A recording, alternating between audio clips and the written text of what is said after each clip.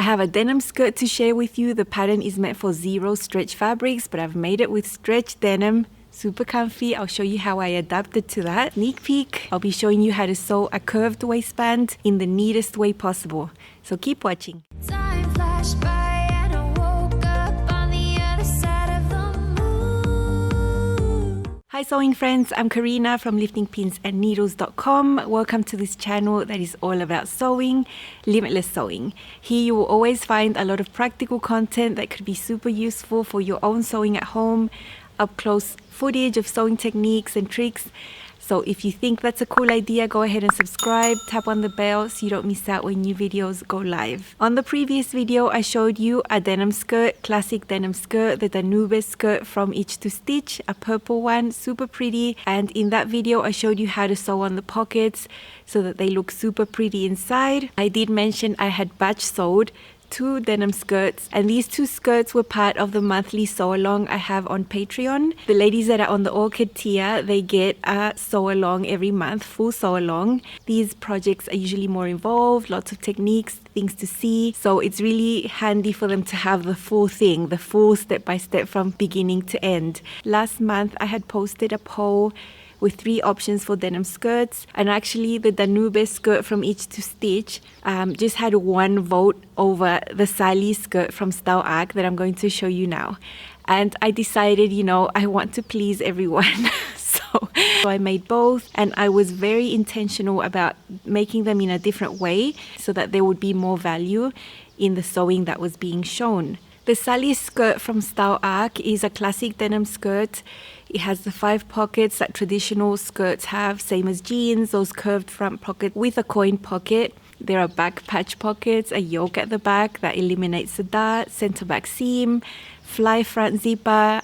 The main differences between the Sally skirt that I'm going to show today and the Danube skirt from Itch to Stitch that I've shown previously is that this one is the A-lined shape, slightly, not completely exaggerated, because I wouldn't like it if it was too A-lined, and that the waistband is curved. Some differences, some similarities. They are different brands and they present the pattern in a totally different way. This skirt is also designed to be made with bottom weight, cotton, twills, denims, corduroy, those types of fabrics. Stretch denim is not mentioned here, but I decided to make it out of stretch denim anyway because it is possible, and the only thing I modified was the way I cut and sewed the waistband in order for this style to work with stretch denim. The sizes on Style Arc come from 4 to 30 Australian, and that goes up to a waist of 50.5 and a hip of 61 inches. The only but with this is that when you purchase a pattern, you don't get the full size range. You don't own all the sizes. There are 2 options. You can buy a printed pattern but in a single size, or you can buy PDF pattern in a single size. When you buy a PDF, you choose a size and you get the size that goes above and the one below. In my case, I chose a size 14 and I would get a size 12 and a size 16 as well. But in totally separate files, they're not layered or stacked onto each other. So it's not like I can print them all and blend between sizes easily. And if you get the printed, you just get one size. Also, it's really hard to figure out what the finished garment measurements are. You have to figure it out yourself. You have to do some detective work. And on the website, it gives you some measurements for size 10, and it says that the positive ease for this pattern is 2 inches. So you can expect to have 2 inches at the waist and the hips. Then you have to go to the size chart on the website, not on the pattern itself, and see what the body measurements are, and then add the ease that is incorporated into the design. So it takes a few steps. I just don't understand why they can't make it easier for you and have the information already there in the pattern. My body puts me at a 14 waist and a 16 hip, but knowing that I was going to work with stretch denim, adding the 2 inches of positive ease, I knew I was going to end up, if I made a straight 14 and didn't blend out to 16, I was going to end up with a bit of negative ease at the hips, which is perfectly fine for stretch denim. I don't think items that are made of stretch denim that are loose look very good. 0 to a little bit of negative ease I think is perfectly fine. And that's how I avoided having to print several files and trying to blend from the waist to the hips. And I just made a straight size 14. If I had wanted to make this style with a non-stretch fabric, with like a zero stretch denim, then I couldn't have gotten away with sewing a straight size 14. I would have had to do the 14 blended out to the 16 so that I could fit into the skirt. These are the pattern pieces involved. You will see that there are plenty of them, and it's usually very similar for different types of denim skirts. So you have a front and a back, you have a back yoke, in this case a curved waistband, a long thing for belt loops that I never sew. You have pocket bags, pocket yokes, pieces for the fly front, a shield and a facing. Everything's clearly marked, lots of notches to put together. Everything matches really well. And one of the big differences with this brand compared to other brands is that they do change seam allowances for different areas of the construction. You can see here on these 3 pattern pieces that on the red areas that I marked, those areas are sewn with a 1/4 inch seam allowance. And I think that's really good. I do appreciate changing seam allowances while sewing, because there are certain items of garments that are easier to construct and are just more accurate when you use smaller seam allowances, like the top of the waistband. When you sew the inner and the outer waistband together on the top, this pattern's designed with a 1/4 inch. Same as when you sew the pocket bag to the front skirt piece on that curve, 1/4 inch. Super good, because then you don't have to be trimming away seam allowance, and those little curves are just easier to sew with a smaller seam allowance, more accurate as well. So on the previous video about the Danube skirt, I've shown you how to sew the pockets so that they look super pretty inside. So if you've watched that, you already know how it's done, because it's the same way I did this specific skirt. So I'm not going to show that again. What I'm going to show you in Up Close and So Personal is an overview of the skirt, the way I cut the waistband differently, a way I stabilize this waistband, and the way that this curved waistband is going to be sewn onto the skirt in the way that I love, which is reverse. It's the other way that patterns tell you how to do it, and it just gives such a neat finish. It's so much easier to sew. You don't have to spend time seam ripping areas that you couldn't catch. It's just so neat. You can also see how the centers are finished, where the closures are. So lots of practical things to see. Let's hop into there. Time flashed by and I woke up on the other side of the moon. The sun don't rise, all the light is gone from. I've got the pieces for the Sally skirt here. The fabric is quite narrow. I'm also doing Tetris here to get them to fit. This is the back, that is the front over there. None of them are on the fold. And that is the yoke, fly extension, pockets, the pocket yoke. These little pieces, this is the coin pocket. It says cut 1 right sides up, so that's why I'm not cutting it yet.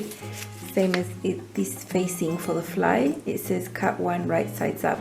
So I'm just going to leave them, and after I've cut my main pieces, normally I'm going to cut this out of wherever, a little piece I can get it from. So the curved waistband is just one big curved piece, and it needs to be cut twice.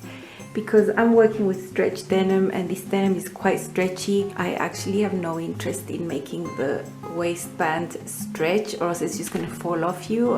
It has happened to me before. So I'm just going to cut my waistband on the cross grain. That means that vertically this fabric has no stretch at all.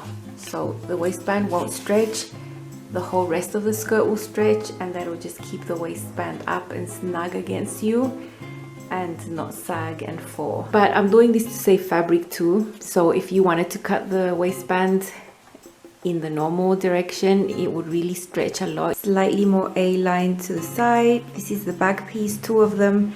They also have a center back seam that has shaping. Here is the yoke. There is the waistband, but I had to add a seam to get it out of my fabric.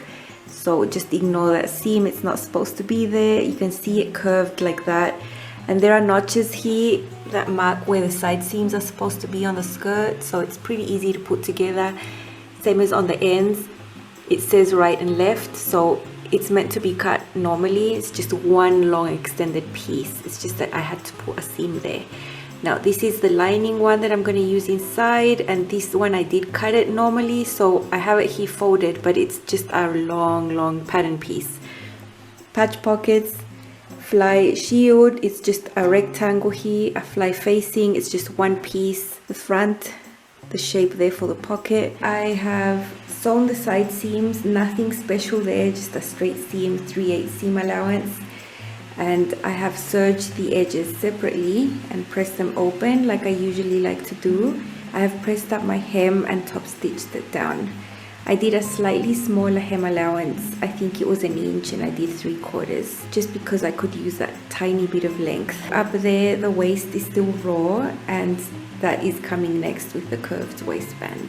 Here are the 2 waistband pieces for the Sally. I cut one out of another lining fabric, but they could have both been out of denim. It's just that I didn't have enough. So this denim one will obviously be the outer one. There is a sneaky seam at the back because I had to do that.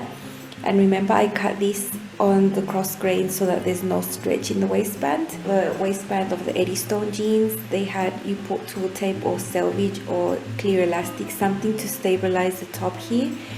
I'm going to do that too. On curved waistbands, you have a large area that is sort of cut on bias because the straight of grain is growing diagonal. So with the wearing and everything, it could stretch out and just start gaping and falling. So I thought that technique was really good, and when I like something, I replicate on other patterns, whether they have it or not. So I cut the selvage out of the same cotton fabric. You can see the furry bits there, but it's about 3/8 wide, and I just pinned that along the top of the waistband there. The other thing I've done at the bottom is I've done a guide stitch at 3/8 of an inch to help me press this in, so that's done there. And now all I have to do is unite these right sides together and sew at the top. The one that has the guide stitch is the bottom, so I basically have to do this and align them together, match the centers there that I had marked, and just match everything on the top. And I'll be sewing 3 layers there: the selvage, the waistband, and the inner waistband. So I've pinned it all together there, both waistbands, right sides together. I'm sewing the top edge. I'm going to use the 1/4 inch presser foot to help.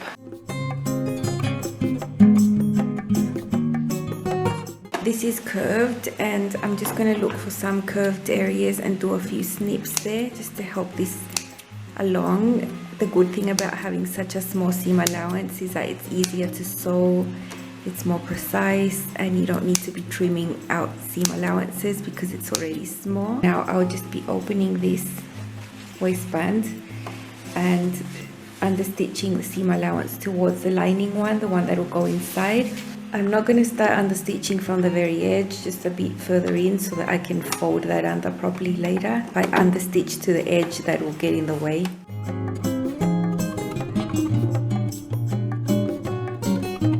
Same as here, I'm going to stop before. Before I go and press this, there's a few notches there that I marked with friction pen that I know are going to come off when I put the heat on there. So I'm going to mark them again with a regular pen, and then I'm going to go press this properly and press this one in. I'm going to be doing the reverse method, so this is the one I'm going to be sewing onto the skirt and then bringing this over to the front and then top stitching like that. This is the left side of the waistband. It's ready to be put on the skirt, but before that I want to use some pretty heavyweight fusible interfacing to put there because there's going to be a buttonhole there. I'm going to be using a jeans button. These things aren't in the instructions. You have more thickness there to hold up that buttonhole, and I'll do the same with the other extreme too on the right side. You can see I've marked my waistbands with letters there so that I know that I'm putting it on correctly because they don't have the same length because of that overlap there is in the center. Make sure I'm not going to put the glue right sides up. I had a pretty long zipper to start with, and then from the raw edge there I trimmed about 1/2 inch worth of teeth. I probably pulled out 5. I'm going to be sewing on the waistband at 3/8, so the waistband's going to be just above that one there. Now I have this pulled all the way down, and I'm not going to pull it up or move it or anything. I don't want to risk this coming off before I actually have the waistband securing that area there. And I've done the same with the other side there. So this stays down until the very end, until I'm done with the waistband. Now I have my waistband here partially pinned, and you can see the waistband there. I've got my inner waistband, my outer waistband. That is the one that I've already pressed and helped myself with the guide stitch. I'm putting the waistband inside the skirt, right side of the inner waistband to wrong side of the skirt. And I know it looks really wrong, but this is the reverse method that I like to use with waistbands. If you like to follow the rules, do this the other way around. So grab your waistband and place it right sides together with the fabric, and then flip the waistband to the inside. In this case, it's the opposite. The waistband will be flipped to the outside after it's sewn. So it will be flipped like that. And because I've already done and pressed this, it'll be super easy to just cover that seam, baste, and then top stitch, and I can see what I'm stitching there, and it'll be super neat. And I don't have to worry about the back because it's already been sewn. So for me, it just makes the process easier, and I think it could be easier for you too. So everything's pinned from there around there. There are notches on the waistband there that match the side seams, and they match perfect. You will find that with style arc, there will never be anything that does not match if you are very accurate in your sewing. I have a sneaky center back seam, and then over here there's the other notch there, and you can see the notches down there as well, and it matches the side seam. Over here on the end, you want this protruding 3/8 of an inch because that's going to be closed off later, so even that matches. Now over here, I also had 3/8 protruding from there. So it will just be a straight stitch now, at 3/8 of an inch seam allowance. I'm touching here where the zipper tape is, and I'm sure I'm not going to run into teeth because I pulled them out a little lower than the 3/8, but still go slow just in case. Now there is a curve here along the waist, so I'm going to be doing some snips to help this just be better.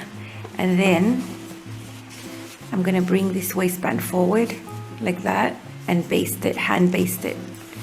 But before I do that, well, I'm going to snip. But first I'm going to finish off these ends so you can see. And it's done the same with both sides. So basically you take this waistband, you fold it onto itself like that, right sides together, and that's why I didn't understitch to the end. I just up to there because then it will interfere. And you can see that there's that fold there and the fold I did previously, so you want those two folds on top of each other like that, and those need to match. So I'll just put a horizontal pin there. So now what needs to be sewn is that there, 3/8 of an inch, and you need to finish right on the edge right there, and then it just gets flipped, and then this part is finished. And I usually do some hand cranking here. Take out that pin. So you can see that line was stitched there. I might want to trim this off a little bit. And now you know I like these intersections. I just fold, and I'll fold towards this one. I fold there, I hold it, and I flip it. I'll probably try to perfect that point there, but you get the point. So you see how the waistband comes over to the front now? There. And on the back it's already been sewn. So I've got a guide stitch I have to remove here. But for now, I'll finish this other side the same way. Snip a little bit around the curves here of the waistline, and then just hand baste this in place before top stitching. I've got the skirt on my lap. I've just gone and made sure that that is covering that seam by like 1 millimeter, and that everything's nice and straight at the back, that I don't have puckers or anything like that. This cotton is pretty stiff but soft at the same time and nice to work with, so it was a good choice to put in there. And plus it's got that really funny print in there. So I'm just going to hand baste that down and then top stitch the waistband. I'm going to be using this little contraption. It's a presser foot with a letter L on it that allows you to adjust this width. So that thing there will go along the edge of the fabric, and then I can sew on the edge, but not that on the edge like the edge foot does. I think it's just gonna look nicer. So I rarely pull this little gadget out. I'm gonna use it today. The other thing I've done is I've changed my bobbin thread to match the lining fabric inside. So I've got a beige color on the bottom and a black on the top. I'm gonna start around the back somewhere and just go all the way around the top and this part there. So it'll be a pretty long seam, and I'll be sewing at stitch length 3.5 so that you can see that ridge there goes along the edge of the waistband, and the needle goes at that distance, and you can regulate that with this.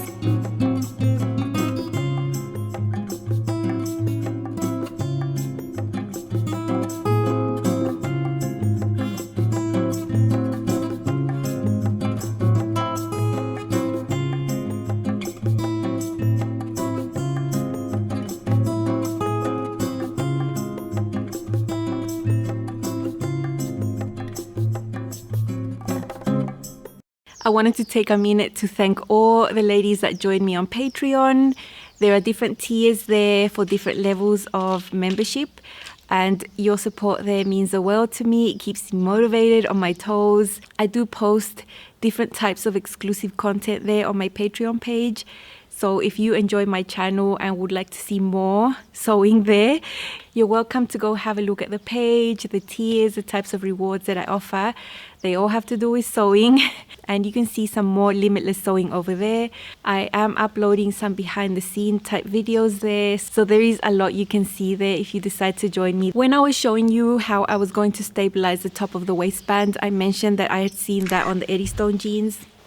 Got the Eddystone jeans again, and I do reference jeans because it's very similar to what these skirts have on the top. And this is a curved waistband. You can see how it curves there. And this is non-stretch denim. When you cut a curved waistband, you know, on the grain, everything, because it's so curved, there are areas that go off onto the bias. And if you don't do anything to them, they're going to stretch out like no tomorrow, and you're going to have a really saggy waistband as you wear the garment. So in this pattern, this was stabilized on the top with just a thin strip of selvage. I actually just cut selvage from this same cotton that I used for the pockets, and I put that inside as you saw me do with this skirt. That step is not included in the pattern instructions for the Sally skirt at all. Like, it's not mentioned, anything. But when I learn a technique from a pattern that I really like, that I think makes sense, that is going to make a positive difference in the way the garment is sewn and worn, I will adopt and incorporate into other things that I make. So that's what I've done there. You can see this waistband is super stable on the top. It's super comfortable. The selvage is just thin cotton. It's not going to add bulk or anything, but it's going to make the waistband super stable, and that's why I've done that same technique to this skirt. This is a Danube skirt that I've shown in the previous video. This one has a straight waistband. The waistband was cut on the cross grain, but still there's nothing in this waistband that is biased, you know, in the way it was cut. So it is stable. It is a stable waistband that's not going to stretch. That's why I did not stabilize the top of this waistband with selvage like I would do on a curved waistband. So just things to consider when you sew projects, and just check the type of waistband you're sewing. You might want to add that little bit of selvage on the top to stabilize a curved waistband, to just keep it in place and not stretching and sagging as you wear the garment. And I'll show you the skirt finally. This is the denim skirt. It's like a dark, I'd say it's gray. It's not black at all. It's got some sheen to it. It's very pretty. It's very nice denim, very soft. There is a curve for the pocket. I only top stitched once at 1/4 inch here. And the same as I did with the previous skirt I've shown, the ugly side of the cotton lining is inside there. The pockets on this skirt are tiny. Like, if I put my hand in there, and that's where they finish. Like, I can't even put my whole hand in there. It's not like you can put things in there. I actually did put a coin pocket into this one. Super cute, very easy to do. I mentioned that this piece that goes inside there, the pattern had a separate one for the right and the left. Just because one of them had the mark to where you have to put the coin pocket. I wouldn't do that. I just cut one normal, and I just put one here and one there. There's no need to cut two separate pieces. You know, it's just ways to confuse you, I think. There is a fly front zipper. This one uses a different technique. And on the back, we have the waistband that is super neatly sewn. You can see the top stitching there, super neat everywhere. The center back seam with the yoke, small patch pockets right there. You can see that I've done the same technique for the pockets inside, where you can see the pretty side of the cotton there. You can see a giraffe. What can you see there? A zebra, lion, all sorts of wildlife on this cotton. It's very nice, very good quality. And I've done the same. The inner waistband is that cotton, inner waistband with another lighter fabric than the denim. Always feels super nice on the skin and less bulky. I don't have anything against doing the inner waistband with the denim as well, and I would have done it if I had enough. There is a sneaky center back seam on my main waistband. I'm very willing to do that. I have no issue doing that if it's going to fit on my fabric that way. I did do the shield with the same denim because I had enough to cut it, and it's not excessively thick. I don't think it's that bulky, and that's okay. This is a different technique, and I do enjoy the technique of this zipper installation, although in the pattern there's no instructions. I mean, minimal instructions there. The denim is light colored on the inside, and I've pressed the side seams open. Changing the color of the bobbin to top stitch the waistband was a really good idea, because I would have hated to have black going across, you know, the tiger's face and across all that. It would have looked really ugly. So putting beige there is really nice. This is almost the original length of the skirt. I just made the hem a tiny bit smaller, just for a tiny bit more length, but it's perfect above the knee. You can see it's slightly A-lined. It's not that much, and that's why I like it. I don't like exaggerated A-line skirts, so that's good.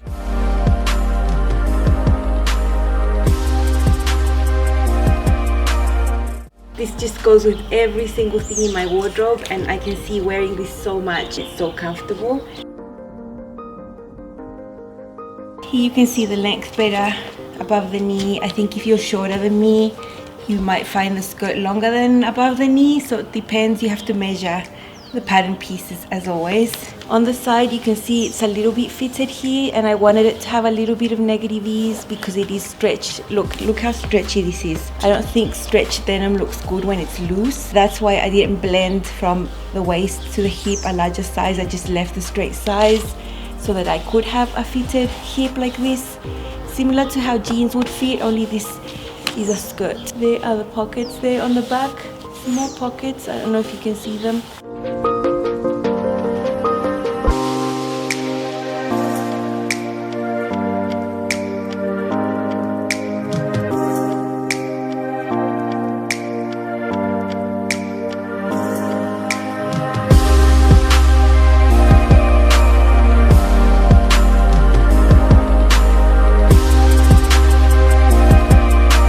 For an A-line skirt, I like tops to hit here at the high hip. I don't want them to be longer. If I had tops that were longer than this, I do have a few, I would probably use a pencil skirt that is more fitted at the thighs like that. This is the type of fitted skirt I would use for longer tops. But this one that's just more A-lined, I would probably leave this length. It's what I feel comfortable in. I think this goes with all the woven and knit tops that hit this length, which are the majority in my wardrobe. I don't tend to make tops longer than this.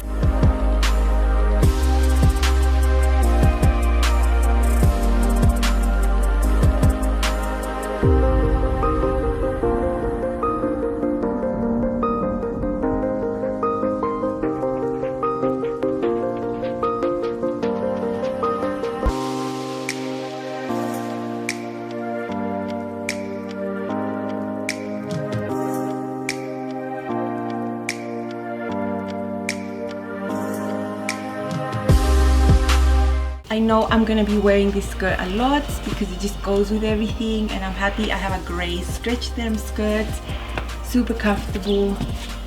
and super versatile. Really like it. I think the features on this skirt are just smaller all over compared to the Danube skirt that has larger pockets. You can see the opening is larger. You can actually put your hand in there and put things in there. You can see the difference in size with the patch pockets right there. And you can see the difference in the length of the zipper. This one's shorter, this one's a little bit longer. For me, as a person that has a lot of experience sewing, the sewing construction, that sort of thing, it does not make that much of a difference to me at all with one or the other. But I would say that Style Arc has barely any instructions. It's just a page. It's in a list format. So if you've never made this type of garment before and you do rely on pattern instructions, you would have an extremely difficult time making this skirt. This is not a project that would be your first skirt ever. But when you attempt a project like this with a pattern like the Danube skirt from Itch to Stitch, there's just so much more support there. Every single step has clear diagrams with really clear wording. Every single step is detailed. So if you concentrate and just follow along, you will be able to do that, you know. Even the zipper construction.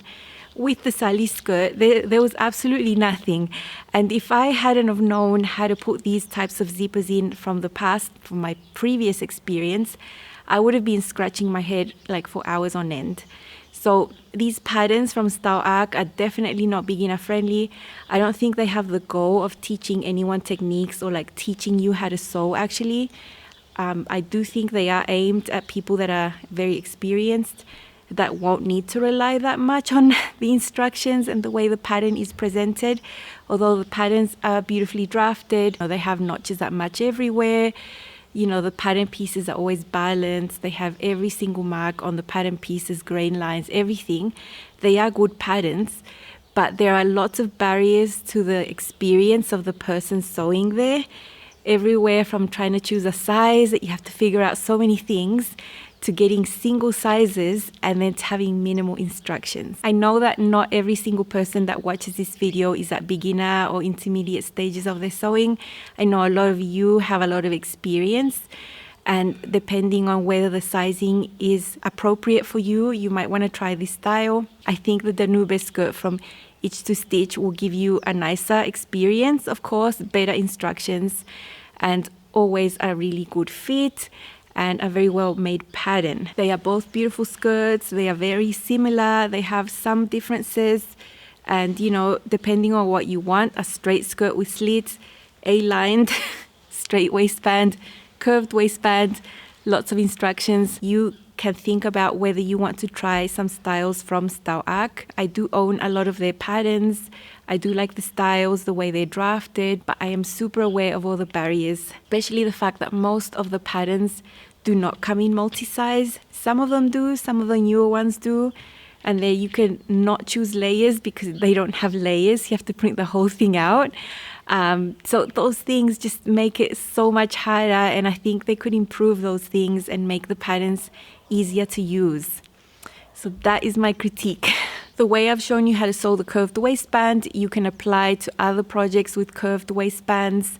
And the reverse method I showed, you can use on straight waistbands or curved waistbands. It's just the way it's sewn onto the garment. The way I've sewn it in the reverse way here is exactly the same way I've sewn it on this one.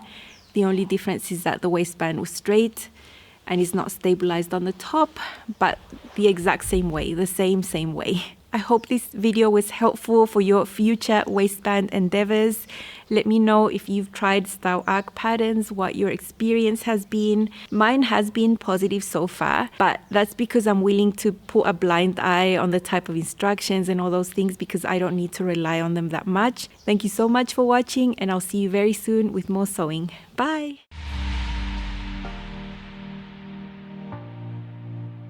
Ooh.